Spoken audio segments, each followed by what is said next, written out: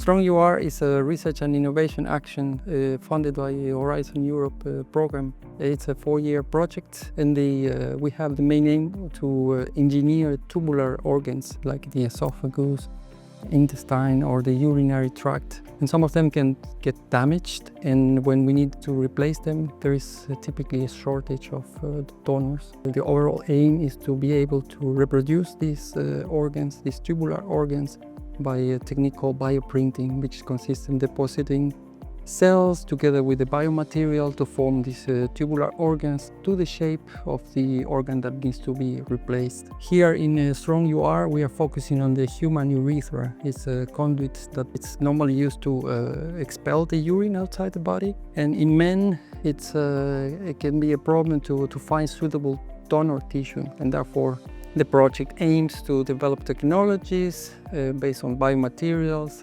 3D printing technologies to able to reproduce the structure and the composition of this human urethra.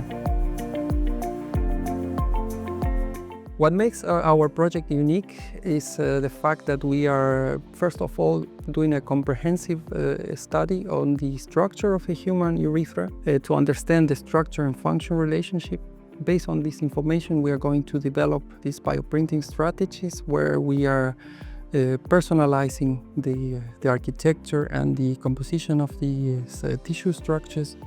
And afterwards, we are going to validate these models in animal models. Yeah, in preclinical testing of medical devices, it's always necessary to use animals for testing some technologies. And in our project, we are in parallel developing an in vitro model that will hopefully be able to replace animal use in the future. So we aim to reduce the use of animals in research.